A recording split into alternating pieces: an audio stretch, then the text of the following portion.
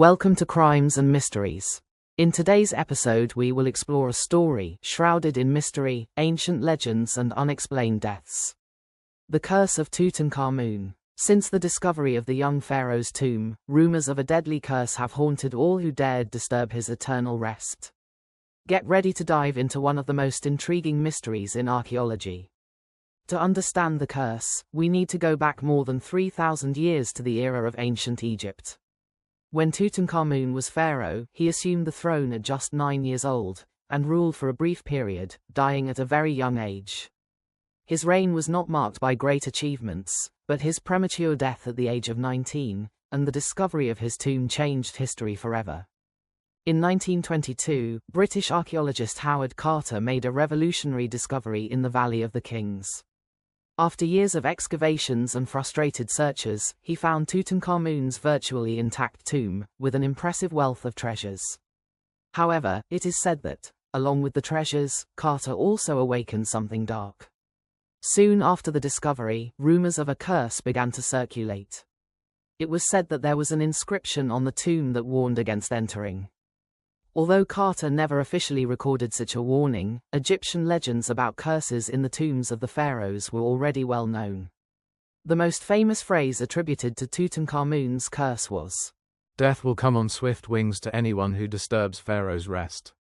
Let us now look at a detailed list of victims and events associated with Tutankhamun's alleged curse.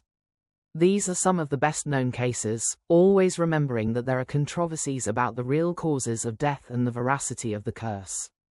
Victim number 1, Lord Carnarvon, the first and most famous case. He was the sponsor of Carter's expedition, and accompanied the opening of the tomb in 1922. A few months later in 1923, he was bitten by a mosquito in the face. The bite became infected and he contracted septicemia and died. At the exact moment of his death, there was a mysterious blackout in his house in Cairo, coincidence or sign of the curse. It is also said that his dog, who was at his home in England, let out a loud howl and died at the same time. Victim number 2, George J. Gould, an American businessman and friend of Carnarvon, visited the tomb shortly after it was opened and soon became seriously ill with fever and pneumonia. He died in 1923, shortly after his visit, increasing the belief that the curse affected even occasional visitors. Victim number 3, Sir Archibald Douglas Reed. This was the radiologist who performed the X-ray examination on Tutankhamun's body. Shortly after examining the mummy, he fell mysteriously ill and died in 1924. His death was attributed by the media at the time to a curse, since he had direct contact with the pharaoh's body. Victim number 4, Hugh Evelyn White. This British archaeologist who was also involved in the exploration of Egyptian tombs was said to have been affected by the curse. In 1924, he committed suicide, allegedly leaving a message in blood that read, "I have succumbed to the curse." This event shocked the community and increased the mysticism surrounding the case. Victim number 5, Aaron Ember, Egyptologist and friend of Howard Carter. Shortly after the tomb was opened, his house inexplicably caught fire. Ember had time to escape, but he would have returned to try to save the manuscripts of his research, and ended up dying in the fire along with his wife and son. This event with tragic details further fueled the idea of a dark influence surrounding Tutankhamun. Victim number 6, Richard Bethel, Howard Carter's personal secretary. He was found dead in his home in 1929 of unexplained causes. Newspapers at the time suggested that he may have been another victim of the curse, as Bethel directly helped Carter catalogue the tomb's treasures. The death was attributed to a possible heart attack, but the connection with the curse was inevitable.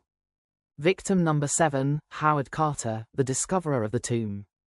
Carter survived longer than most, dying only in 1939 at the age of 64 from natural causes.